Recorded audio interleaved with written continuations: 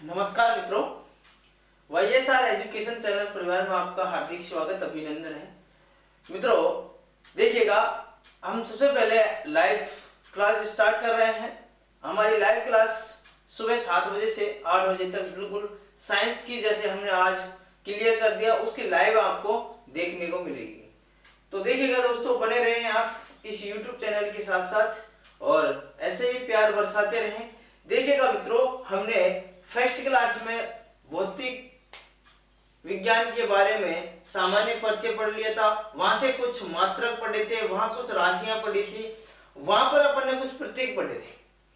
फिर second class में अपन ने देखिएगा, सेकंड क्लास में अपन ने गति के बारे में पढ़ा, मोशन पढ़ा था, गति कितने प्रकार की होती है और न्यूटन ने गति के कितने नियम दिए, ये सारे अपने उस सेकंड क्लास में कर लिए थे। आज अपन करने वाले तीसरे चैप्टर तीसरे चैप्टर को अपन करने वाले हैं और इस चैप्टर के अंतर्गत अपन देखेंगे न्यूटन की गति के तीनों नियमों को, और तीनों नियमों को रिलैक्स हो जाइएगा और धीरे धीरे अपन पढ़ते हैं। तो देखिएगा दोस्तों, अपन गति के नियम पढ़ने से पहले हम यहां से सबसे पहले बल को समझते हैं, क्योंकि बल एक यहाँ पर इस गति के नियम में इसकी महत्वपूर्ण भूमिका निभाई है इसने, इसलिए बल को अपन सबसे पहले क्लियर करते हैं। देखिएगा दोस्तों, बल की अगर बात करें अपन, बल एक वह बाह्य कारक है। कौन सा कारक है मित्रों? एक बल वह बाह्य कारक है जो क्या है, बाहर से लगाने वाला कारक है। क्या बल को अपन क्या कर सकते हैं मित्रों? अंदर से नहीं लगा सकते। किसको? बल को अंदर से नहीं लगता है, जबकि बल कहां से लगता है? बाहर से लगता है मित्रों। देखिए, बल वह बाह्य कारक है जो वस्तु की विराम अवस्था, देखिए थोड़ा ध्यान से समझेंगे अपन, बल को थोड़ा ध्यान से समझेंगे और उसको ध्यान से समझने के बाद में क्लियर भी करेंगे। इसको थोड़ा टेक्निकल इशू है, इसलिए थोड़ा हम देरी कर रहे हैं इसमें। तो देखिएगा मित्रों, बल वह बाह्य कारक है। देखिएगा, अपन यहां से चलते हैं। देखिए मित्रों, ध्यान से समझिए बल को। देखिएगा मित्रों, बल की अगर अपन परिभाषा की बात करें सबसे पहले तो, और परिभाषा के बाद में बल को अपन धीरे धीरे समझेंगे कौन सी राशि है, अदिश है या फिर क्या है। तो बल को इंग्लिश में हम फोर्स कहते हैं। क्या कहते हैं मित्रों? फोर्स कहते हैं। क्या कहते हैं मित्रों? फोर्स। इंग्लिश में हम इसे फोर्स कहते हैं, FORCE। देखिए, फोर्स कहते हैं इंग्लिश में। मैं थोड़ा धीरे पढ़ाएंगे और जीरो लेवल से अपन समझेंगे। देखिएगा, फोर्स बल वह बाह्य कारक है। देखिएगा यहां से ध्यान से, बल एक वह बाह्य कारक है, यानी कि बाहर से लगाने वाला कारक है। ये बाहर से लगने वाला कारक है जो वस्तु, जैसे स्थिर वस्तु है तो ये बाहर से लगाएंगे तो इस वस्तु को क्या कर देगा? ये गतिशील कर देगा। क्या कर देगा मित्रों? गतिशील कर देगा। जब कोई वस्तु स्थिर है और इसे बाह्य कारक लगाएंगे, इसमें कोई किताबों का गिट्ठन रखा हुआ है इस टेबल पर, जब तक ये वहां पर नहीं जाएगी, जब तक अपन को इस पर बल कार्य नहीं करेगा अपना। तो जब वह बल वह बाह्य कारक है जो विराम अवस्था में थी, वस्तु किस में थी मित्रों? विराम अवस्था में। कौन सी अवस्था में? विराम अवस्था में थी।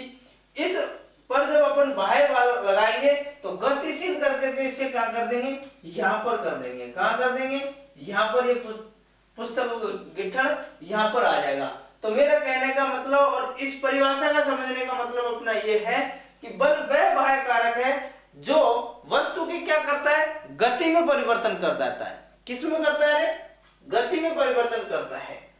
बल वह बाह्य कारक है जो विराम अवस्था में वस्तु है तो उसे क्या कर देता है? गतिशील करता है। और ये जैसे गतिशील वस्तु है तो इसे बाह्य से बाह्य कारक लगाने पर इसे क्या करता है? ये बल इस गतिशील वस्तु को क्या कर देता है? रोक देता है, स्टॉप कर देता है।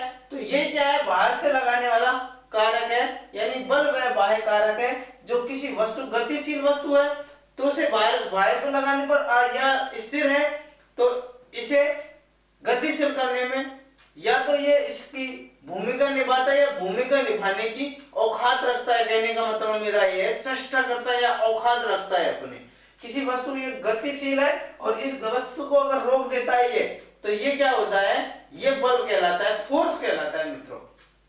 ये फोर्स, जैसे ये वस्तु इधर जा रही है, गतिशील है, देखिएगा समझिएगा, ये वस्तु यहाँ गतिशील है, इस प्रकार से क्या कर रहा है, गतिशील कर रहा है, तो ये क्या है, दिशा दर्शा रही है। क्या कर रही है, दिशा भी दर्शा रही है। साथ साथ में क्या, ये मान लीजिए 1 किलोमीटर चला, कितने किलोमीटर चला, 1 किलोमीटर चला, तो साथ साथ में क्या कर रहा है, परिणाम भी दिखा रहा है।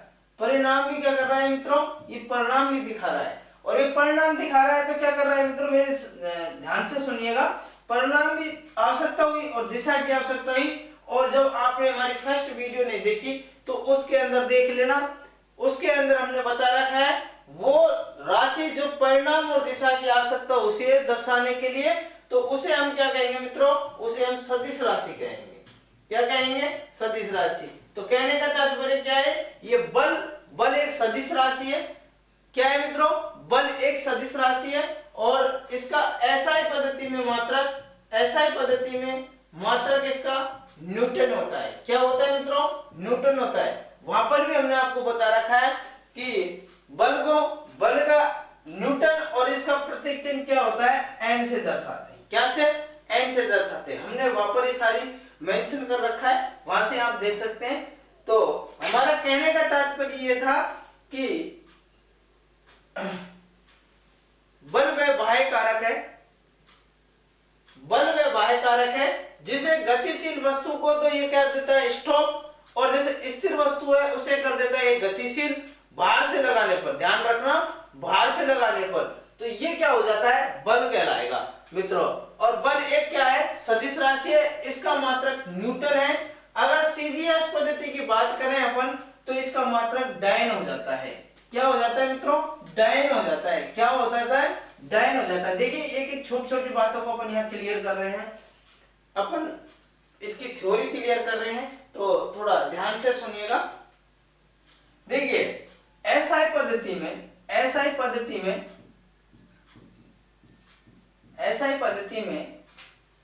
बल का मात्रक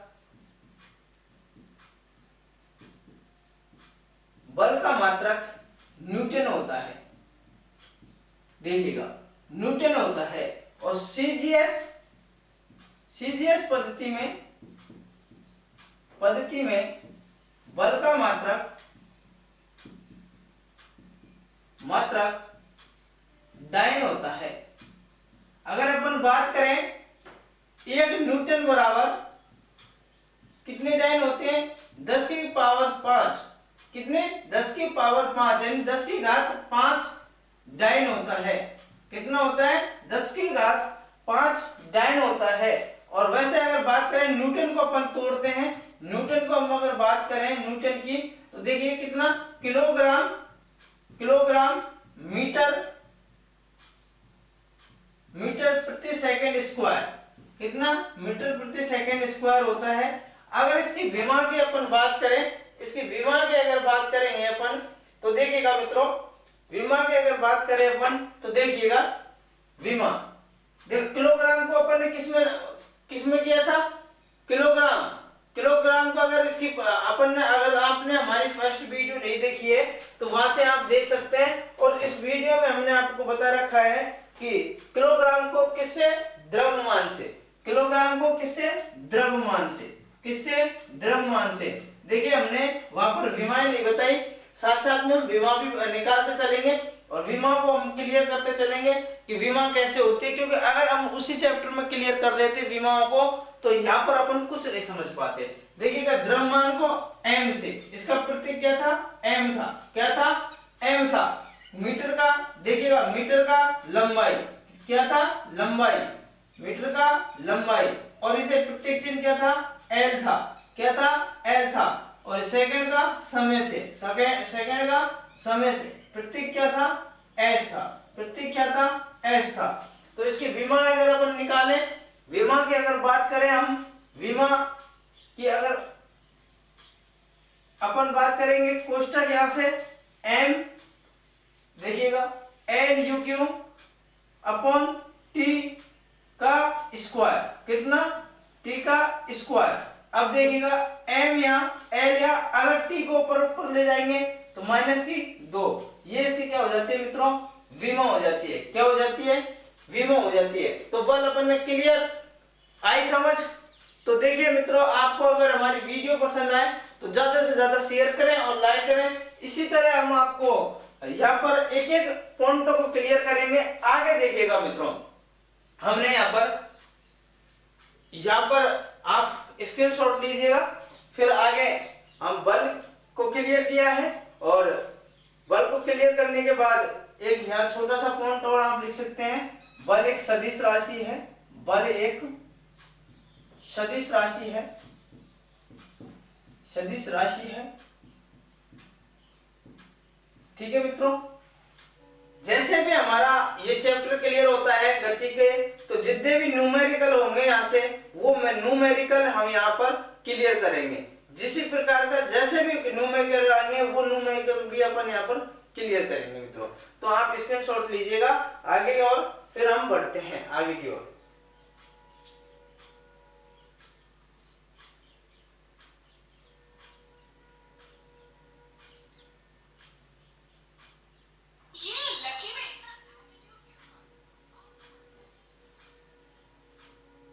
देखिएगा मित्रों,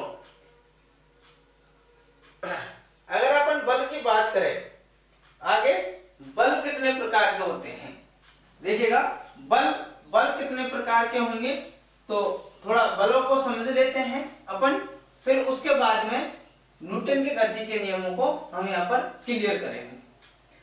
देखिए बल के बारे में अपन ने विस्तृत चर्चा कर ली है। और बल देखिएगा मित्रों, बल दो प्रकार के होते हैं। बल कितने प्रकार के होते हैं मित्रों, बल दो प्रकार के होते हैं, बल दो प्रकार के होते हैं। कौन कौन से होते हैं, अगर अपन बात करें एक संतुलित बल, संतुलित बल और एक होता है असंतुलित बल। देखिए एक नंबर संतुलित बल और दूसरा असंतुलित बल। देखिएगा मित्रों, संतुलित बल क्या होते हैं और असंतुलित बल क्या होते हैं, इनके बारे में अपन चर्चा करेंगे।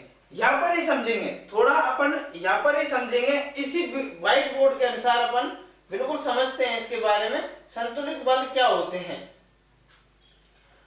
मैं अगर बात करें, हम किसी इस दीवार की बात करें, ये जो दीवार है ये व्हाइट बोर्ड टका हुआ है, इसकी अगर अपन बात करें तो जैसे इस दीवार में अपन 1 से 10 आदमी भी अगर लगा दें तो ये दीवार कहाँ रहेगी, यहाँ की यहाँ रहेगी। कहाँ रहेगी मित्रों, यहाँ की यहाँ रहेगी। तो इसका जो परिणाम आने वाला था क्या था, शून्य था। परिणामी बल क्या था, शून्य है। बिल्कुल हमारे पास जो परिणाम आए हैं बिल्कुल, क्योंकि यहाँ पे है था। और इसी दीवार को अगर अपन किसी जेसीबी या ट्रैक्टर वगैरह द्वारा से तोड़वाते हैं, किसको आते हैं, तो ये क्या है, यहाँ से टस से मस हो जाएगी, बिल्कुल यहाँ से हट जाएगी। तो ये क्या था, असंतुलित बल। कहने का तात्पर्य ध्यान रखना, मेरा कहने का तात्पर्य या इस परिभाषा का समझने का तात्पर्य मेरा यह है कि जब कोई वस्तु पर एक साथ कई बल कार्य करे, जब कोई वस्तु पर एक साथ कई बल कार्य करेंगे, इसकी परिभाषा देखिएगा, जब कोई वस्तु पर कई सारे बल कार्य करें और उसका परिणाम बल क्या है, शून्य है, तो ये क्या कहलाते हैं मित्रों, ये कहलाते हैं क्या, ये कहलाएंगे संतुलित बल। और जब कोई वस्तु पर परिणामी बल, कई सारे परिणामी बल कार्य करें और उसमें ये अगर यहाँ से परिणामी बल शून्य नहीं होता है, तो ये क्या होता है, असंतुलित बल होते हैं। तो मित्रों, हमने यहाँ पर बल और असंतुलित बल के दो प्रकार पढ़ दिए, संतुलित बल और असंतुलित बल।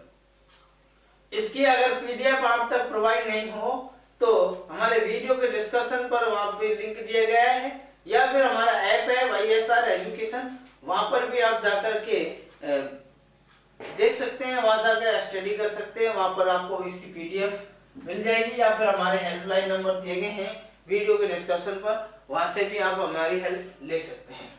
देखिएगा, हमने बल के बारे में पढ़ा, बल फोर्स सदिश राशि है। बल एक ऐसा ही मत पद्धति मात्रक न्यूटन होता है। ये सारे हमने यहाँ पर बिल्कुल क्लियर कर लिए हैं। अब देखिएगा मित्रों, हम करते हैं न्यूटन के गति के नियम। क्या करते हैं मित्रों? न्यूटन के गति के नियम को।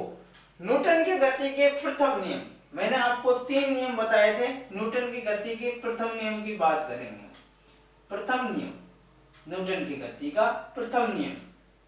अगर इस नियम की बात करें हैं, सबसे पहले तो देखिए इस नियम को सबसे पहले हम कह सकते हैं इसे जड़त्व का नियम।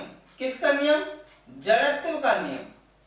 जड़त्व का नियम, या इसे हम नियम, या फिर इसे हम कह सकते हैं गैलीलियो का नियम। गैलीलियो का नियम, गैलीलियो का नियम। क्या नियम? देखिए प्रथम नियम, गति का प्रथम नियम को हम कह सकते हैं जड़त्व का नियम या गैलीलियो का नियम। कौन कौन सा नियम? जड़त्व का नियम या गैलीलियो का नियम। ये नियम क्या कहता है समझिएगा थोड़ा सा। अपन को अगर समझने की कोशिश करें तो ऐसी कोई बात नहीं है, अपन धीरे धीरे समझेंगे इसको। ये नियम क्या कहता है? ये नियम यह कहता है कि जब कोई वस्तु विराम अवस्था में है, समझ रहे हैं आप मेरी बात? जब कोई वस्तु विराम अवस्था में है, समान वेग से गतिमान है। जब कोई वस्तु विराम अवस्था में या समान वेग से गतिशील है। मेरे कहने का तात्पर्य समझ पा रहे हो आप? या वस्तु कोई टेबल पर रखी हुई है, या तो कोई वस्तु ये टेबल पर रखी हुई है। समझ रहे आप मेरी बात? ये वस्तु टेबल पर रखी हुई है, ठीक है। और या फिर क्या कहता है ये? या फिर ये वस्तु कोई गतिशील है समान वेग से। इस पर कोई वेग नहीं है, इसमें समान वेग से लगी हुई है, ठीक है मित्रों। तो ये क्या कहता है? ये कहता है उसकी विराम अवस्था या समान गति की अवस्था में क्या कर देता है? ये परिवर्तन करता है। क्या करता है? जब तक, कब तक परिवर्तन नहीं होता है? जब तक इस पर कोई बल कार्य नहीं करता, जब तक कोई किसी प्रकार का कोई बल कार्य नहीं करता, जब तक ये स्थिर है तो स्थिर रहेगी, गतिशील है तो गतिशील रहेगी। समझ आई मेरी बात? जब तक गतिशील है तो गतिशील। देखिए बल के अंदर अपन ने क्या समझा था? बल के अंदर समझा था कि जैसे ये स्थिर है और तो स्थिर है, ये यहाँ पर रखी हुई है, जब तक अपन इसका बाह्य बल कार्य नहीं करेगा, जब तक क्या कि ये यहाँ से बाह्य बल कार्य नहीं करेगा तब तक ये यहाँ नहीं जाएगी, जब तक इसमें, तो ये स्थिर थी। अब इसका कहने का तात्पर्य ये है इस नियम का कि जब तक ये वस्तु स्थिर है तो ये स्थिर ही रहनी चाहिए, और गतिशील है तो गतिशील ही रहनी चाहिए। कब तक? जब तक इस पर कोई असंतुलित बल या संतुलित बल कोई कार्य नहीं करता, तो स्थिर ही रहनी चाहिए। इसका कहने का तात्पर्य यह है। अगर जैसे अपन बात करें किसी भी बस की बात करते हैं, बस जब तक ये खड़ी हुई होती है, बस ये खड़ी हुई होती है, तो ये क्या करती है? बस जब तक इसमें सवारी बैठी है तो ये स्थिर रहेगी, और जब ये एकदम चलती है तो बस की जो बैठी हुई सवारी क्या करती है मित्रों? ये पीछे की ओर आ जाती है। क्या कहती है? पीछे की ओर आ जाती है। एक धक्का सा लगता है इसमें, समझ आ रही है मेरी बात? एक धक्का सा लगता है तो ये पीछे क्यों हटती है? ये गति के प्रथम के नियम अनुसार हटती है।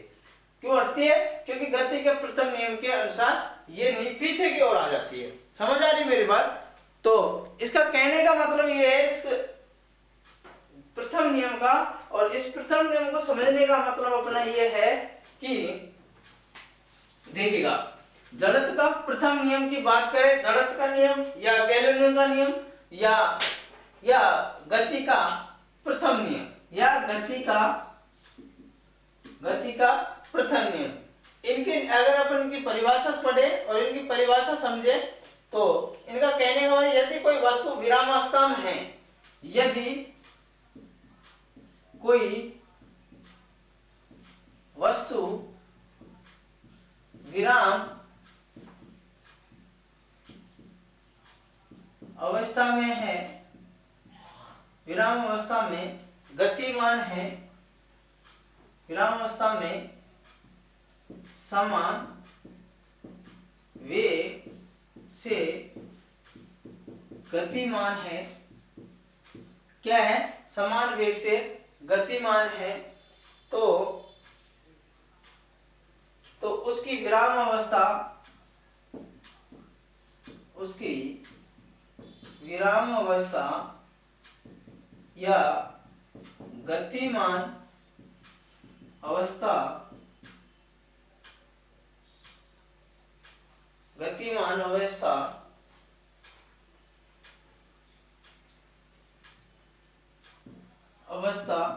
तब तक परिवर्तन नहीं होगा। समझ आ रही है मेरी बात? जब तक परिवर्तन नहीं होगा तब तक, कब तक परिवर्तन नहीं होगा? परिवर्तन तो में अवस्था में तब तक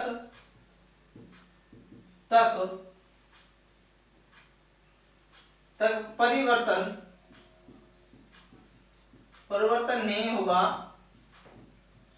जब तक कोई बाह्य बल कार्य नहीं करे। जब तक कोई बाह्य बल कार्य नहीं करे या जब तक कोई बाह्य बल इसके अंदर ना लगे तब तक ये आपकी यहाँ रहेगी, ध्यान रखना।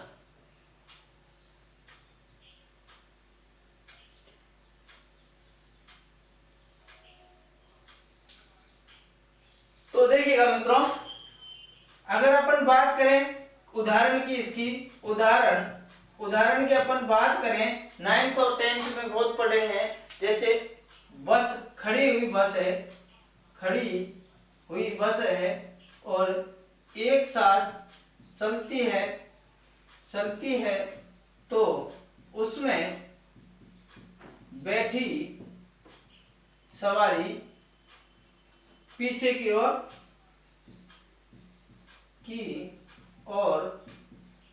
आ झुकती है। क्या करती है? झुकती है, पीछे की ओर झुकती है। तो ये क्या था? गति का प्रथम नियम था। क्या था मित्रों? गति का प्रथम नियम था। दूसरा अगर नियम की बात करें, द्वितीय नियम की अपन बात करें, यहाँ पर गति का द्वितीय नियम, ध्यान रखना मित्रों, इसमें जैसे अपन ट्रेन में बैठे हैं और ट्रेन एकदम चलती है तो अपन क्या पीछे की ओर हो जाते हैं। क्या हो जाता है? अपन क्या पीछे की ओर हो जाता है। क्यों हो जाता है? और जो भी क्या होता है, हमारा ये शरीर होता है, आधा शरीर पीछे की ओर यूं होता है। क्यों होता है? क्योंकि हमारे पैर तो उसके ट्रेन से के नीचे तले से प्रतिरोध करते रहते हैं, पृथ्वी की ओर खींचे रहते हैं, इसलिए हमारे यहाँ पर डगमगा नहीं है। ये क्या, हमारा शरीर आधा हवा में लहरता रहता है। क्या रहता है? हवा में रहता है, इसलिए हम क्या करते हैं? पीछे की ओर जाते हैं मित्रों।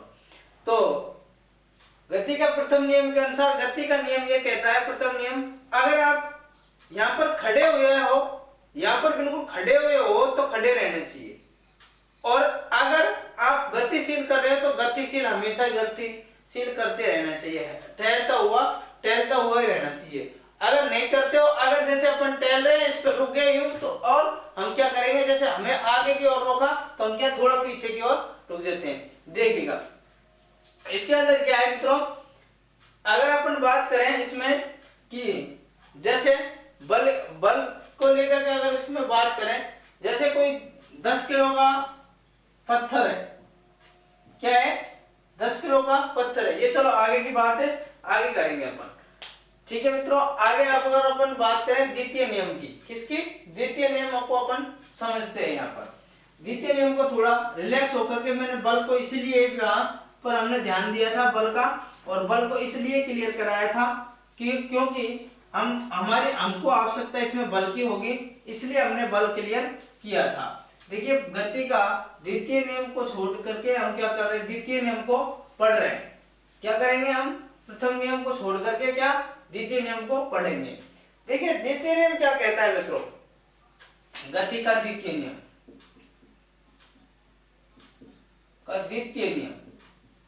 कौन सा नियम? द्वितीय नियम। देखिए इसको थोड़ा सा ध्यान से देखेंगे अपन। किससे देखेंगे? ध्यान से देखेंगे, और इसे देखते ही अपन को पता लग जाएगा कि क्या करना है इसका अंदर। F बराबर ma, क्या?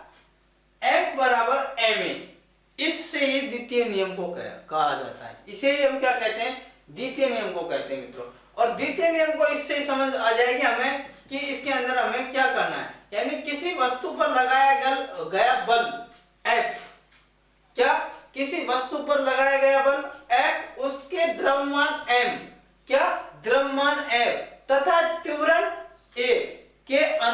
अनुक्रमानुपाती होता है। कौन? बल अनुक्रमानुपाती होता है। ध्यान रखना इस चीज को। तो इसलिए मैंने इसको क्या कहा है, F बराबर ma, क्योंकि बल को हम प्रदर्शित करते हैं किससे? F से। बल को किससे करते हैं? F से। तो इसलिए ma, बल बराबर ma, यानी इसे संवेग संरक्षण का नियम भी कहते हैं। इसे क्या कहा जाता है मित्रों? संवेग का नियम भी कहा जाता है। इसे क्या कहा जाता है? संवेग का नियम भी कहा जाता है। इसे किसे कहा जाता है? इसे संवेग का नियम भी कहा जाता है, पहली बात तो। दूसरा है इसे द्रव्यमान। अगर इसकी परिभाषा की अपन बात करें, परिभाषा इस प्रकार भी लिख सकते हैं, यानी किसी वस्तु पर लगाया गया बल, किसी वस्तु पर लगाया गया बल F तथा उसका द्रव्यमान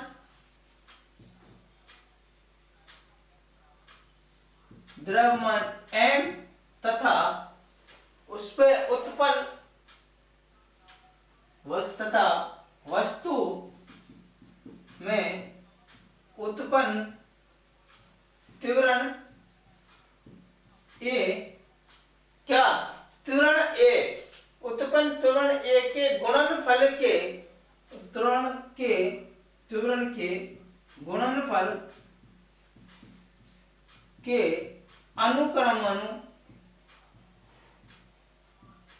अनुक्रमानुपाती होता है। क्या होता है? अनुक्रमानुपाती होता है। क्या? F बराबर ma, इसलिए इसे क्या है? ma, F बल और m द्रव्यमान इंटू बल, देखिएगा, इंटू बल इंटू त्वरण, इंटू क्या? त्वरण। देखिएगा मित्रों, हमने द्वितीय नियम को क्लियर किया। और इसके अगर अपन उदाहरण की बात करें, हम उदाहरण की अपन बात करें, जैसे कोई खिलाड़ी खेल रहा है। क्या कर रहा है मित्रों? खिलाड़ी खेल रहा है। ध्यान रखना है इस चीज को, खिलाड़ी खेल रहा है। और जैसे भी बॉल आती है तो हम जैसे बॉल को पकड़ते हैं तो क्या करते हैं? हाथ को पीछे की ओर, क्या करते हैं? हाथ को पीछे की ओर खींचते हैं। क्यों खींचते हैं? कि उसका अपन क्या करते हैं? उसका क्या करते हैं? बल को हमारी ओर खींचते हैं। उसकी क्रिया, उसकी जो क्रिया हो रही है उसकी, उसी क्रिया में अपन कार्य करते हैं। इसलिए उसके अपन उसका जो वो है, उसके भार को कम करने या उसके त्वरण को कम करने, उसकी गति को कम करने के लिए हम क्या करते हैं? हाथ को पीछे की ओर खींचते हैं। ध्यान रखना इस चीज को। जैसे अगर अपन बात करें तृतीय नियम की, किसके नियम की? तृतीय नियम की। इनके जो भी न्यूमेरिकल आएंगे वो अपन क्लियर करेंगे मित्रों। ध्यान रखना, न्यूमेरिकल और इनको अपन थ्योरेटिकल रूप पढ़ेंगे सबसे ज्यादा। और अब की बार साइंस को थोड़ा ध्यान से ही पढ़ेंगे, जिससे ये क्या है कि साइंस का कोई अपन को बाद में पढ़ने की आवश्यकता ना पड़े। इसलिए धीरे धीरे हम सारे कॉन्सेप्टों को क्लियर करते हैं। गति का तृतीय नियम, गति का तृतीय नियम, कौन सा नियम मित्रों? गति का तृतीय नियम। अगर इस गति के तृतीय नियम की अपन बात करें तो देखिए, ये इस नियम को हम क्रिया और क्या कहा जाता है? प्रतिक्रिया का नियम भी कहा जाता है। क्या किया जाता है? क्रिया और प्रतिक्रिया का नियम भी कहा जाता है। इस नियम को समझने का थोड़ा अजीब सा तरीका होता है। देखिएगा, इसकी अगर हम परिभाषा की बात करें तो देखो, प्रत्येक क्रिया की उसके, ध्यान रखना, प्रत्येक क्रिया की, देखो प्रत्येक क्रिया, ये क्रिया ध्यान रखना, इसे क्या? क्रिया की प्रत्येक क्रिया, अगर वो क्रिया इस क्रिया की अपन बात करें, ध्यान रखना, इस क्रिया के अंदर क्या है? जैसे मैं, ये कोई तालाब है, यही समझाते चले, फिर इसकी अपन परिभाषा भी बनाते चलेंगे। ये कोई तालाब है, ध्यान रखना, तालाब है तो इसके अंदर क्या होगा? पानी होगा। क्या होगा मित्रों? पानी होगा। इसके अंदर अगर ये तालाब है तो देखिए इसमें क्या है? प्रत्येक क्रिया, यानी इसमें पानी भरा हुआ कि प्रत्येक क्रिया, इसमें कहा है प्रत्येक क्रिया, इसके अंदर तालाब है और ये तालाब के अंदर क्या है? पानी भरा हुआ है। और पानी में क्या रखी हुई है? पानी में क्या? एक नाव है। क्या है मित्रों? एक नाव है। क्रिया उसकी समान। क्या समान, देखिएगा आगे मैं समझाऊंगा बाद में, एक एक में परिभाषा वो कर रहे हैं, प्रसिद्ध कर रहे हैं इसको। प्रत्येक क्रिया, इसमें क्रिया कर रहा है, ये क्या कर रहा है, आगे की ओर चल रहा है, ठीक है। तो इसमें क्या बैठा हुआ है, एक व्यक्ति बैठा हुआ है। क्या है मित्रों, व्यक्ति है। इस किनारे से ये क्या करता है, छलांग लगाता है, और ये क्या करता है, नीचे की ओर आता है, ठीक है। छलांग लगाएगा तो क्या करेगा, देखिए मित्रों यहां से समझते हैं अपन। तो देखिए उसके समान क्रिया की इसने, ये भी है कि आगे की ओर कूदा था, तो उसने इसके समान कर दी। परंतु क्या किया इसने, क्या की थी, परंतु क्या की थी मित्रों, देखिए क्या, परंतु ये क्या, नाव क्या कर जाती है, पीछे की ओर हट जाती है। परंतु देखिए, परंतु विपरीत दिशा में क्या करता है, ये विपरीत दिशा में प्रतिक्रिया करता है, विपरीत दिशा में प्रतिक्रिया करती है। ये इसकी परिभाषा होती है। देखिए इसी से बनाया अपन ने परिभाषा भी, देखिएगा सोचिएगा। देखिए प्रत्येक क्रिया, इसमें क्रिया की थी, इसने आगे की ओर क्रिया कर रहा था, ठीक है। और ये इस नाव में बैठा हुआ था व्यक्ति, और जब ये किनारे से कूदता है इसके अंदर, इस तालाब के अंदर, तो ये क्या करती है, नाव पीछे की ओर हटती है। नाव क्या करती है, पीछे की ओर हटती है। तो इसने इसी के समान प्रक्रिया कर रहा था, ये भी आगे कूद रहा था, लेकिन ये आगे हटनी चाहिए थी, नहीं हटी। और इसने क्या किया, परंतु विपरीत दिशा में, क्या इस नाव ने विपरीत दिशा में क्या की थी, प्रतिक्रिया की थी, ये पीछे की ओर हट गई थी। तो इसने क्या की थी, प्रक्रिया हुई थी, इसकी प्रतिक्रिया की थी। इसने क्या की थी मित्रों, प्रतिक्रिया होती है इसके अंदर। तो अपन उदाहरण बता ही दिया अपन ने कि नाव, बैठा हुआ नाव में व्यक्ति जब कूदता है तो नाव क्या करती है, पीछे की ओर प्रतिक्रिया करती है। तो ये किसका उदाहरण है, गति का तृतीय नियम का उदाहरण है। अगर अपन अगली बात करें, जैसे रॉकेट है, रॉकेट को अपन छोड़ते हैं तो धुआं क्या करता है, वो पीछे की ओर छोड़ता है। क्या करता है, धुआं पीछे की ओर छोड़ता है। तो ये क्या होता है मित्रों, ये क्या होता है, यही गति का द्वितीय नियम होता है मित्रों। क्या होता है, द्वितीय नियम होता है। अगला अगर अपन बात करें तो देखिएगा मित्रों, हमने गति का द्वितीय नियम और इनसे होने वाले जैसे संवेग, आवेग, संरक्षण, ये सारे नियम पढ़ने के बाद में हम यहाँ पर इनके न्यूमेरिकल्स एक एक के न्यूमेरिकल्स यहाँ से क्लियर करेंगे। तो बने रहे आप। अगर हमारी वीडियो पसंद आए आपको तो मित्रों ज्यादा से ज्यादा लाइक करें, शेयर करें और कमेंट करें, और हमारा ज्यादा से ज्यादा सब्सक्राइब करें मित्रों। आपका सहयोग हमारे लिए महत्वपूर्ण है, और आपके सहयोग से मैं उम्मीद करता हूं कि हम आगे से आगे अच्छे से अच्छे आपको कंटेंट देने की व्यवस्था करेंगे, और हम और भी टीचर्स हमारे साथ जुड़े हुए हैं, सभी का मनोबल बढ़ाएं, यही मेरी आपसे मनोकामना है। तो दोस्तों बने रहें इस YouTube चैनल के साथ, YSR एजुकेशन के साथ। धन्यवाद दोस्तों।